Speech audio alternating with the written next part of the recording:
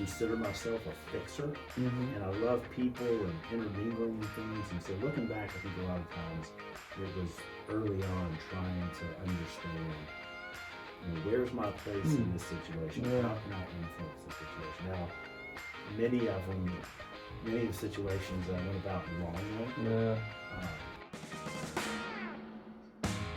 From the IT company, it's Made Right Here, the stories of East Tennessee founders, creators, and builders. From the idea behind it to the impact it had on the community, their employees, and their personal lives, we're taking you behind the scenes of the movements they built.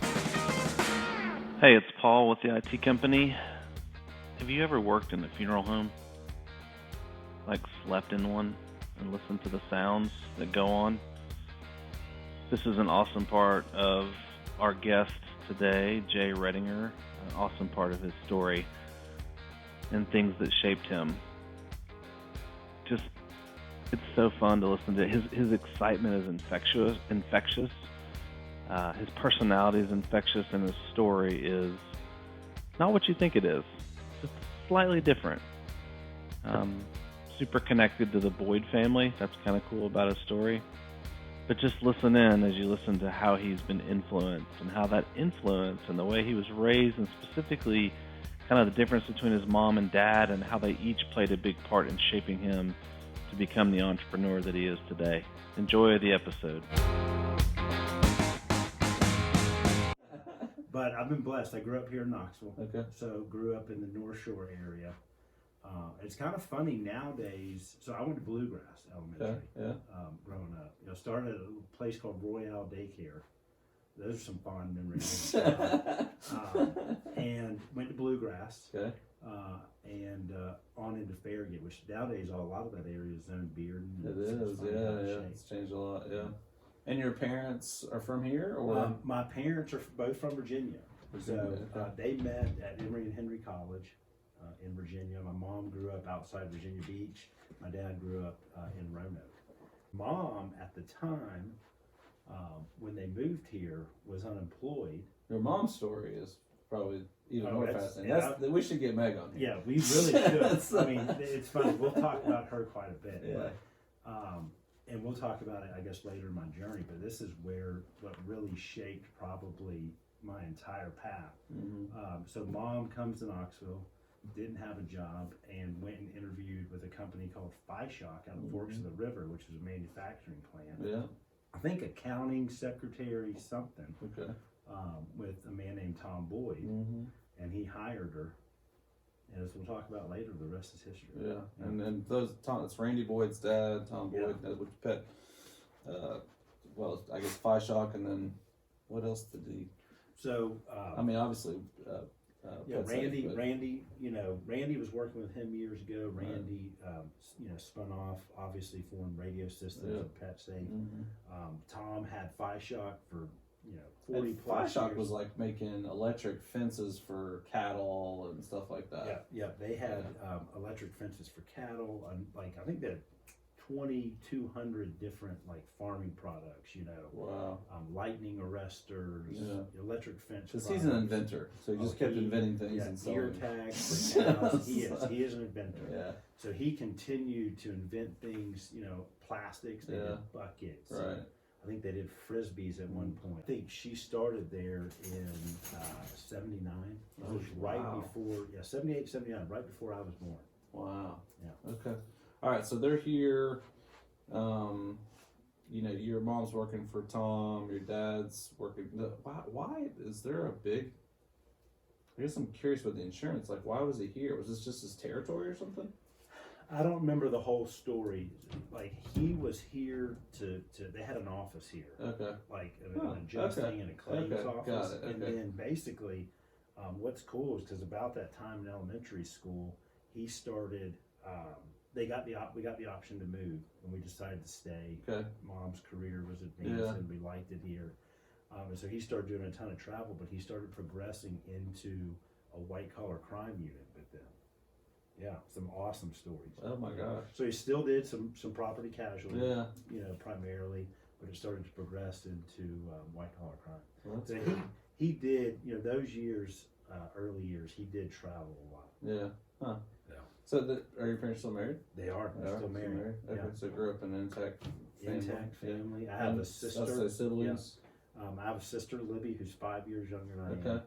She is the golden child.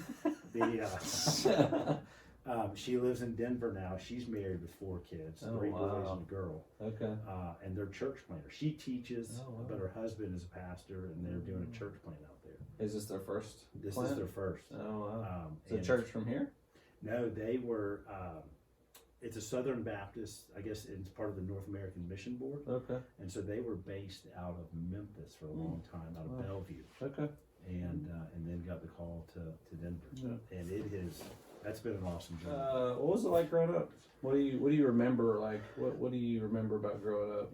You know, it's funny. Growing up was awesome. I mean, I remember a lot of freedom, and I was kind of a problem child growing up. I mean, I got in a lot of trouble growing up, and looking back, thinking about a lot of it, it was.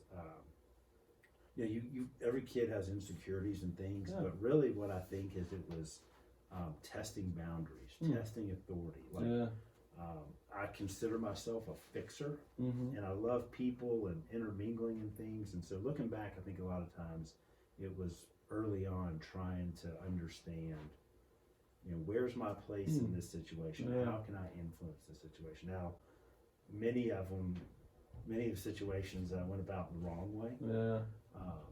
But I know that my parents laugh nowadays, and they love telling my kids.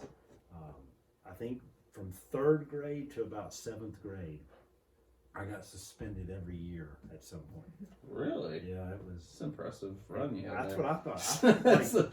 You couldn't keep it up? Yeah, no, I couldn't keep it up. I finally started. 12. Once 8th grade hit, I realized that, okay, this isn't going to end well. What kind of parents were they? Like, you're getting in trouble like that. So were they like, were tightening the clamps? Or were they more like, how did they operate? It's funny.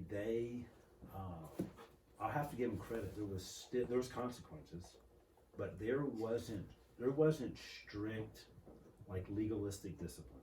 Yeah. There was. My parents are kind of emotional people. I think I get that from them, and so we had blow-ups and we had talks. And there was consequences, but they really let me continue to figure things out. Wrestle with it on your own. Yeah, that's good. Sometimes I think they regretted that. Yeah. Obviously, nowadays looking back, right, it may have been a good thing. Huh. And some of it too. One thing that the good and the bad.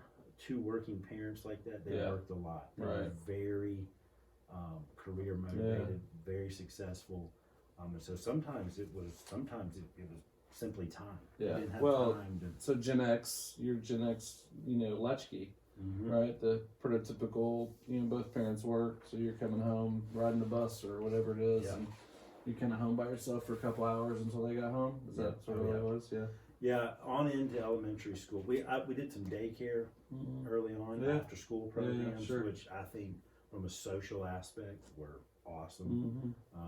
I still have friends today that we went to daycare together. Oh, wow, that's cool.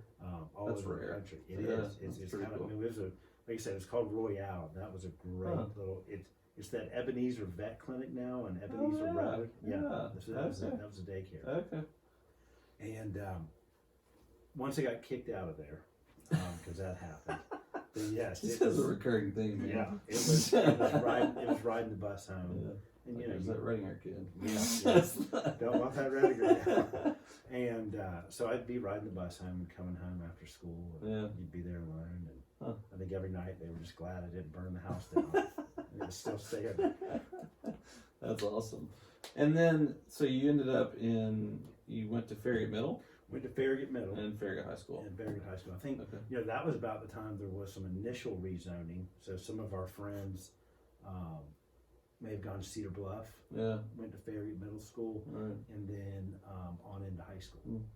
What are your absolute best memories of growing up? All the way to high school. I'll tell you what, it's funny when you sit back and reflect in the younger years. I mean, it was simply the summers of riding my bike. We were near that Carl Callan Park area. Yeah. And they used to have a high dive, and so in the summer, everybody would ride their bikes. Like I can't imagine letting my kids ride their bike down North Shore, or taking off into the woods by themselves. But that's what I did back then. Yeah, riding my bike to the pool all day, and then high school was awesome. High school probably is some of the most probably shaped me the most. And I think it's just the times with friends, time on the lake. Yeah. We were blessed. Probably some people call it spoiled, but we were blessed. Yeah. How do you think it shaped you? What do you mean shaped you? I think high school is when you start to form those relationships and you understand what it means to start to love somebody else. Not in an affectionate love dating type of way, but just what is a romantic way. Yeah, how do you care for somebody? For me personally, it's when I got to know the Lord. Like it's when I got saved. We had and you also you start to have these influences. You try to figure out who am I. You try to fit in. You try to be yourself. We had a really good group of friends that were involved at First Baptist Concord. Kind of invited me to a youth group, and it changed my life. And then our sophomore year, we lost a really good friend in a car accident. Her name was Karen Bean. And there was a group of us that were really close. And I mean, it just, it kind of changed us forever.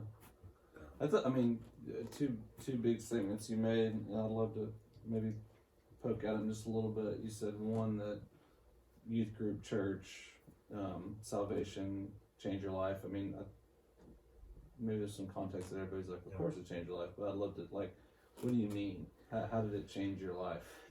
For me, you get into high school and you talk about finding yourself and experiment with things. I was probably, I had no, as a family, we weren't rooted in the church. So I didn't have any clear guidance on, I don't want to, my parents would probably die if I said moral code. You know what I mean? But you know what I mean. It's not that they were immoral. They just didn't have a moral code rooted in the church. What's our foundation? And later in high school, parents got involved, mom got real involved. But it really, there's a sense of relief in a certain, I remember, I think nowadays we call it anxiety, but you get into high school and you're like, wow, there's all this stuff, all this pressure. A lot of this is later in life, thinking about things, realizing that I kind of realized I don't have to, I'm not on my own. And there's this kind of weight that's lifted off your shoulders that really, I think, helped me. I've continued to make mistakes, and made mistakes, throughout high school and college, but it brings you back to a grounding and a foundation, and that's how it changed my life. I think without it, I wouldn't have had something to come back to and reassess. A center. Yeah. Do you think, seeing as you were consistently getting suspended, do you think that you were, I don't want to over dramatize it, but do you think you're maybe heading in a direction that may not have ended well, or maybe it's going in a bad place, and that kind of? Yeah, I think ultimately my decisions would have probably ended poorly. Yeah. And how did what was her name again? Karen. How did that tragedy, you said it totally changed. What did it do? What did it offer? How did it change you? So, Karen was probably, how do you phrase this? She was a huge believer and lived that way, and had no. You knew it. You knew it. Yeah. Had no shame. Beautiful girl, confident, and so just the closeness of our group that kind of brought us together. And the vulnerability of just spirituality and the vulnerability of emotion, I think just shaped me tremendously. Early on, we had to kind of go through a tragedy and see a side of each other, and people saw a side of us that, a lot of times in high school, you got to keep that All of a sudden you're crying together and sad and mourning a loss of something that really shouldn't have to go through at that age. Right. So, yeah. Wow. And talk about things that, you normally don't talk about until late in life. Was there any, like, questioning even like, well, if God's so good, how can this great girl be taken? Yeah, I remember a lot of times we talked about like the conflict, the spiritual conflict of, the life she led, where she is now, know how happy she is, but the pain, of the selfishness and pain of losing her here. Yeah. And kind of really having to reconcile, like, why are there trials? A God that is so good, is sometimes not the one that makes bad happen. Yeah, right. Absolutely, yeah. Yeah, I read Gives us free choice. I read a really great book that helped bring that home to me years ago, probably 12 or 13 years ago, that said, if in fact everything we believe is true, it's a broken world. So it's not like it's supposed to be. She wasn't supposed to die a tragic death. Cancer isn't supposed to exist. And then the second piece is, a God, of freedom, then doesn't control. He's not, pushing you out in the way of a car and stuff like that. That wouldn't be a God of love. That would be a God of control. And those are two different things. Hard to wrestle with, though. Yeah. That's really tough to wrestle with. It's hard to reconcile. Yeah, it's really tough. It's funny even just talking about it. I kind of think to myself, we always wrestle with it. I mean, I still today, there's some people that may hear me talk about this and think, wow, he wasn't like that, a couple years, he wasn't like that a couple weeks ago. I mean, kind of thing, So, we're always evolving, right? Yeah. Yeah. When you look back on those years, you wrote some things down, but like, who would you say, two things, like, first off, who would you say now as you look, if you look at the man you are today, father, the husband, the leader, just the individual, who do you think shaped you the most in that journey as a young man, as a young kid? Yeah. So, looking back today, I think if I look at my life as a whole, who has shaped me the most would be my mother. I mean, it's funny, and what's great about being able to sit down and do this is a time of reflection. You need those points. You need those points in life to kind of take a step back and think, how did I get here? And I'd say it's my mother. Now, I don't think it was that early on. It took a while. Looking back, there was little influences, little observations. But I have been blessed somehow from a young age or all through my life to just be surrounded by amazing people. So I remember, like I talked about daycare earlier, I remember certain teachers having influence, Miss Van, Miss Carol. You remember that? Miss Sandy. Babysitters. Isn't it weird? Like, it's weird the names that pop up. I get into elementary school and I remember I had a third grade teacher when I was starting to go crazy off the rails. Miss Welch, who would always sit me down. I remember in the middle school, I had a teacher, and she still does a lot of Rhonda Rice. It's hilarious because it wasn't until this leadership position that I was gifted, where I was at an event, and I went up to her, and I was like, Miss Rice. And she looked at me, and she was like, Jay? And she's like, I thought you'd be in jail or something. That's so cool. Yeah. But, I mean, teachers like that take the time, influence high school, I had a lady, Doris Presley, Kim Stansberry, that just... Wow, so, that's cool. And then you have friends. Yeah. And I was one that I think growing up took a lot of influence, or I absorbed a lot of influence, kind of swaying, trying to figure things out. Yeah, interesting. I had a youth pastor in high school, Denny Brinkman, that spent a lot of time with. That's a good memory. It's weird. I'm missing like half my brain, and it's all coming back today. But I had friends. I mean, I'd almost get in trouble if I started naming names, but that's cool. that I think friends early on really shaped, kind of kept me in line and shaped. That's neat. My dad's a storyteller, and I used to joke. he had his business voice. You could be sitting there talking to him in his office and his phone rang, and it's a different voice. And he loves to entertain people. Interesting. And so I think I have a little bit of that, but I got from him. My mom's the people person. She will stop anybody. And so I remember growing up, I'd be furious and embarrassed because you're at the grocery store and she's stopping somebody to talk to them. And then I do the same thing now. My kids hate it. So you kind of catch things and pick up on them, or don't realize that you don't have the fear to kind of talk to people. Because you've seen your mom stop strangers. So, you mentioned your mom specifically, and I know she's an integral part, of the whole story. Most of the era that most of us are and grew up probably would have been more patriarchal from a leadership perspective. Who knows? But obviously, it's funny. We not to cut you off, but my mom's side of the family has always joked about a year or so ago we buried our matriarch.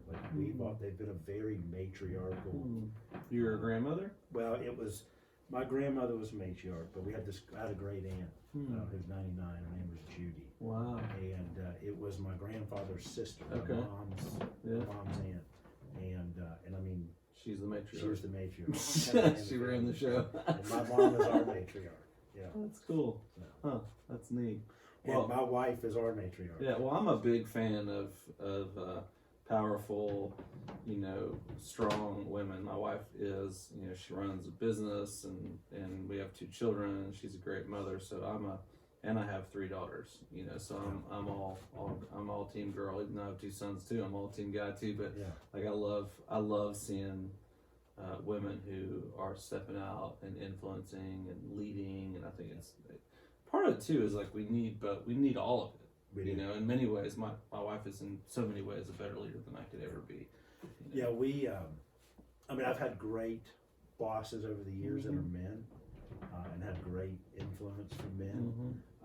But probably the ones I've learned the most from the bosses I've had have been female. Yeah. I've never had a female boss in my life. Really? Just thought of that. Just now, Dawn. I've never worked directly for. Now, I haven't worked for a lot of people either. Right. So that's probably part of it. But the 3 people I worked for, just, even going back to first job, I don't think I've ever even had a female supervisor. Which is interesting. Which is a shame, actually. Oh, I've loved it. Now, not to jump around, but our company today is 94% women. Wow. And I wouldn't change it for the world. That's good. You're uniquely conditioned for it because of your mom. So, well, how do you think she, she being this influence and her, I know it's her story, but maybe tell us a little bit about her journey. Because she went from answering an ad, being a assistant secretary, accounting thing to she went pretty far up the chain. Yeah, so mom worked her way up at Viashock to COO. So, eventually, And it's really interesting. So, I started to get into middle school and high school, and even in the end of elementary school. And I guess I can say this because, what is it? When the laws expire, child. Oh yeah, it's anyway. It probably broke every statute of limitations. Statute of limitations. Probably broke every child labor law. But growing up, she started taking me to work, especially in the summers. Interesting. Okay. And in elementary and middle school. Elementary, middle school, even into high school. So, yeah. And I'd work in the factory, work, in Viashock. And so she, and I kind of saw her journey. Now, I'm trying to think when she became CEO. I know when they sold, she was COO, but she'd worked her way up even pretty early on. Wow. And, so what I got to see was honesty, hard work, problem solving, and just transparency, and I remember working out there, and I remember the first time I think Tom had agreed that I could come out there and do some stuff, and she looked at me and said, "Don't you think that because of who I am, you're going to get away with anything?" you better So work. it's gonna be harder for you. You better work that much harder. Yeah. Yeah. Good for her. Yeah. Yeah. So, Huh. Well, I think also, and I think maybe it would be great to eventually interview your mom, but no, she'd love it. being a female in the 70s and 80s and a business probably like that, manufacturing and stuff, probably very male dominated, I would think, is a pretty powerful statement. Like, Yeah. and I would say even kudos to Tom. Yeah. You know, because there's probably not a lot of guys that would have been secure enough to let a female in the 70s and 80s, you know, elevate to that role. You know, so kudos to her, kudos to him. I mean, that's a big deal. Yeah. Yeah. It was Sure. great. I mean, she oversaw operations, oversaw finances, and Yeah, and he did. he did the inventing. Yeah. He did the inventing. He thought of everything. She made it work. Well, you obviously worked there, so that was part of one of my questions. Did you ever have other jobs, or were you always kind of working in So there? it's funny, you know, in high school I had some odd jobs. Yeah. You know, worked, had a friend's dad built houses, we cleaned them, mowed some yards, had a little, you know, yard mowing company, not company, but I had a couple yards I mowed for and stuff. But as high school was ending, parents were like, you got to get a job. You have got to get a job and do something. Yeah, we're not giving you money for going out anymore. Yeah, and earlier I talked about a friend that probably shaped, you know, friends shaped me, but one of my dearest friends that was a huge influence on me was a guy named Adam Starkey. Okay. And the Starkeys were one of the owners of Rose Mortuary. And so he was like, hey, why don't you come work this summer with me at the funeral home? And I thought, you know, that's kind of weird. But okay. Yeah, I mean, I thought we'll be delivering flowers. I'll set up tents. You know, I might have to dig a grave. Yeah. And so I went and met with his dad, Bob. And he said, no, show up Saturday in a suit and tie. So I'm thinking, okay, where's this going? And, you know, sure enough, I show up that Saturday in a suit and tie. I hadn't been there an hour, and I had to go. They sent me to the hospital to go pick up a body. And driving a hearse. Oh, and my goodness. that started. I worked there for about 6.5 years, all the way through college. Really? And it was probably, I joked that I'd go back to the funeral business It's in a heartbeat. very profitable business. Very profitable. Very profitable Very business. profitable. But why? Why did you like it? It was weird because there is a lot of emotion, and there's this grappling. You know, I think, and sometimes some of the just spiritual foundation helps with some of that. But there's this, what I call like logistics of people. You know, being able to help, it's kind of a calling. Yeah. You know, being able to help some people.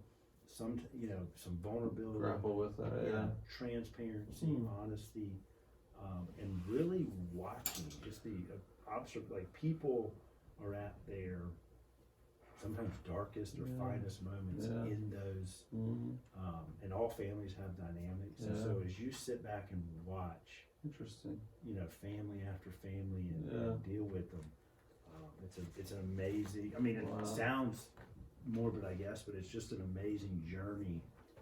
Well, something really, I don't know, listen to you talk, I think about it, something really, again, there's beauty in all jobs, you know, there's something really humane about it, like you're walking someone through your journey, whatever the word is, you're on a journey with them, you know, through grappling with loss and death and, you know, all this stuff and how to honor, you know, their family member, and so I'm sure it's pretty powerful. Yeah.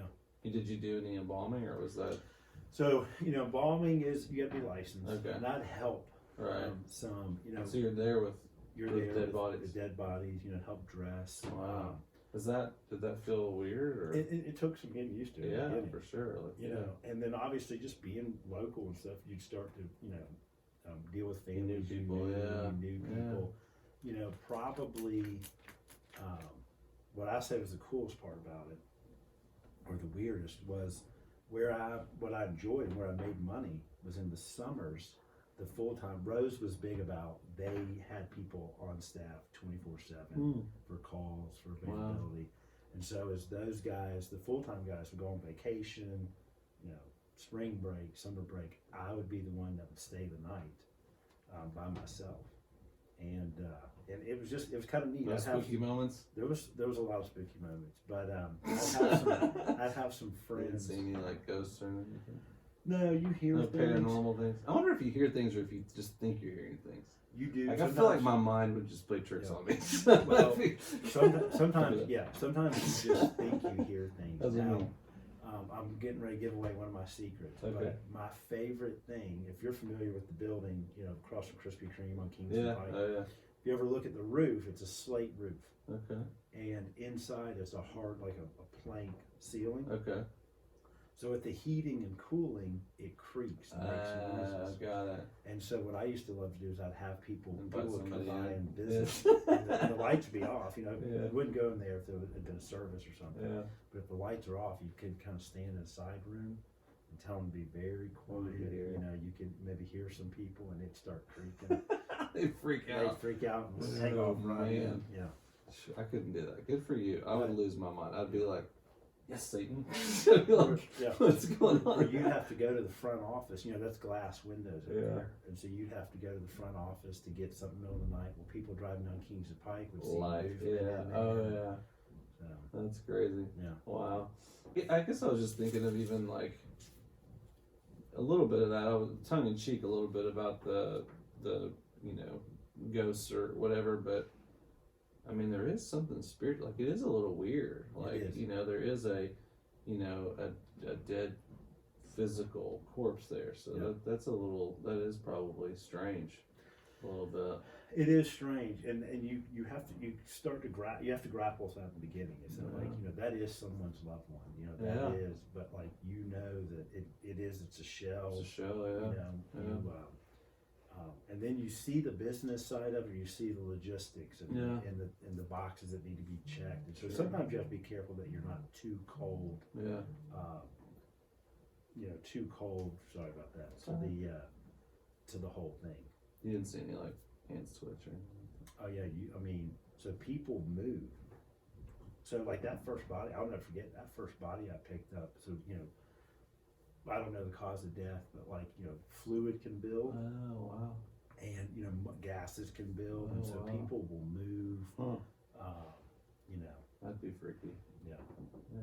And what I've my whole life, the people I've worked with in all my jobs have been what have really made me. Yeah. But that place, probably in particular, just the group. It was mainly men. Yeah. And it's a calling. Like it is a special calling to be able to do that. Yeah.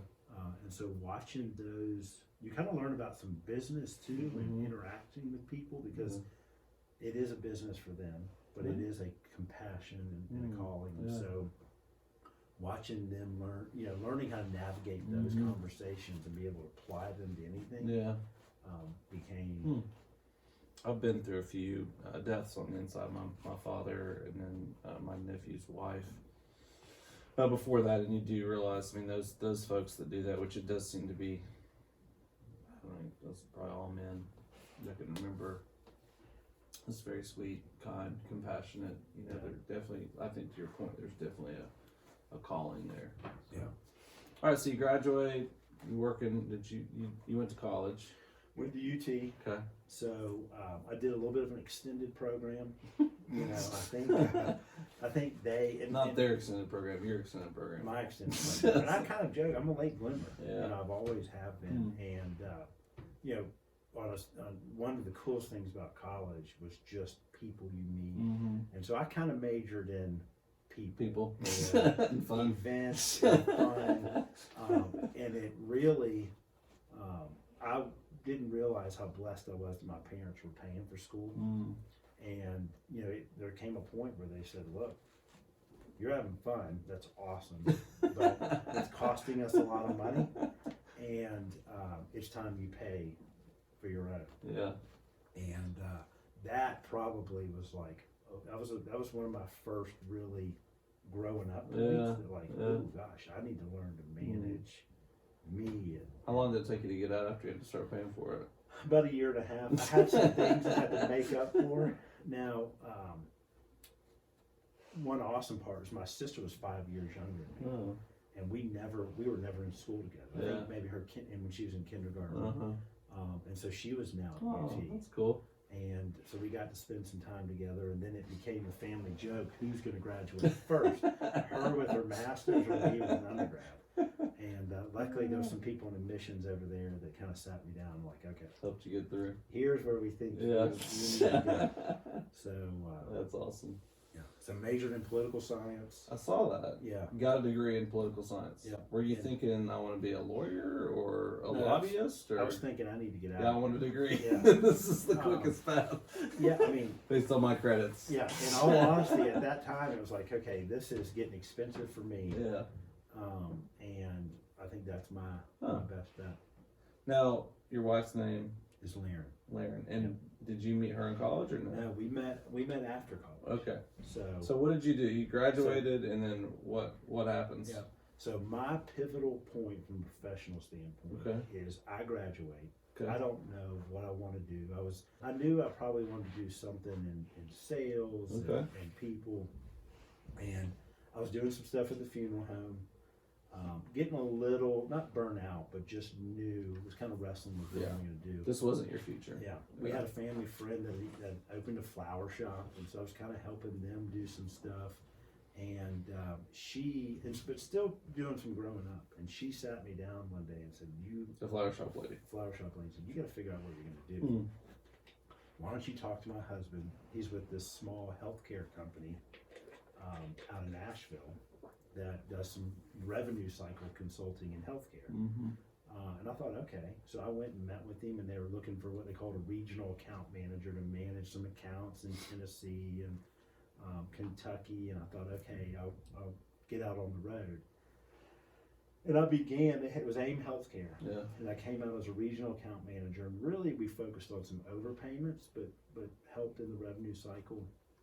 And they had this training program that was a month long. We lived in Nashville and did this stuff. Oh, wow. And I just, I realized it wasn't school, so I wasn't having to like really read a book, Mm-hmm. but I could apply everything I've started to learn, and the math wasn't that hard. And I could use a calculator. That was the most important part. Yeah, and I found this passion for healthcare. Like I just got it.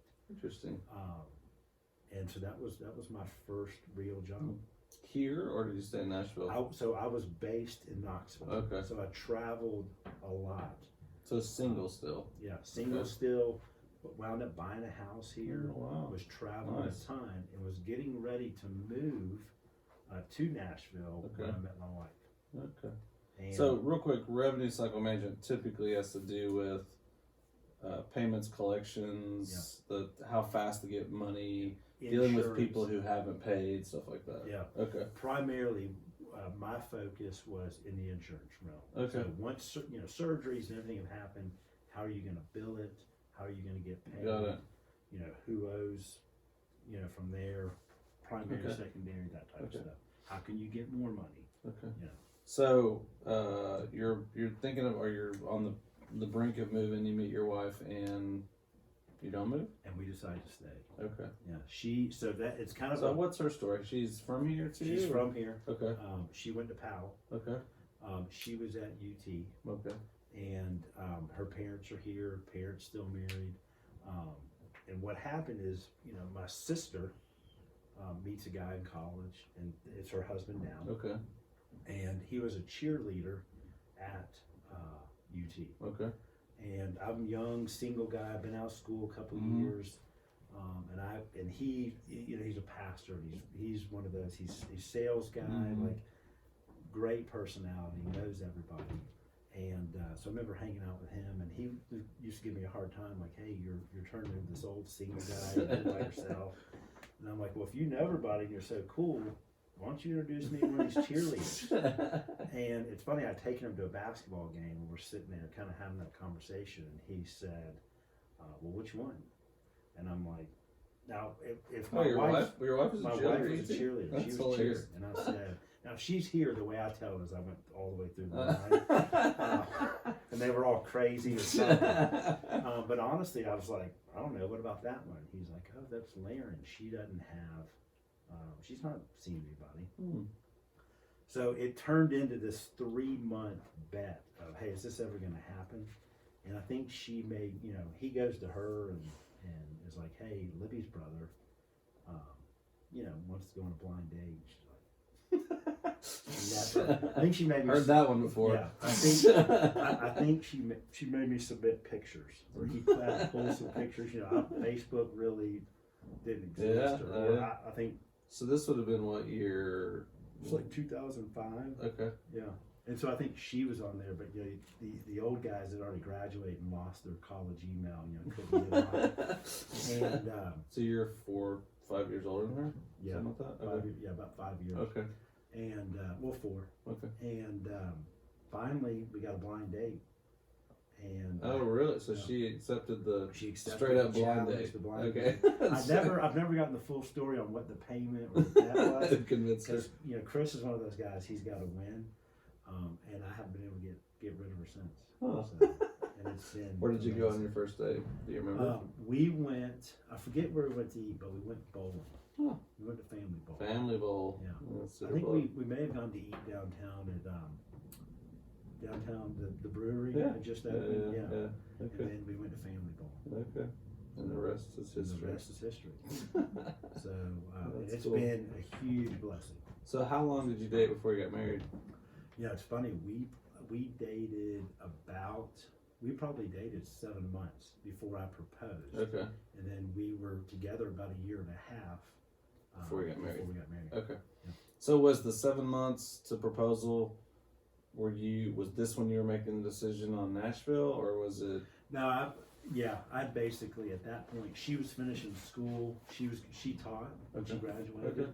And was going to be teaching, and I had actually progressed in my career and was doing some more regional management. Still for AIM. Okay. And could stay. Okay. And so meant a little more travel, and then I'd moved to a technology division, and so I decided to be remote. Back before remote was even cool. a thing. Yeah. Huh. So, that's back when you left voicemails for people. Yes. Yeah. Just fax them something. Fax something to them. And say, why don't you answer me? Interesting. Yeah. Okay, so obviously you met her, and she's made a massive impact on your life. Yeah, she is the love of my life. But probably the best thing that's ever happened to me. Oh, that's sweet. That's cool. All right, so she paid me to say that. She did. Just kidding.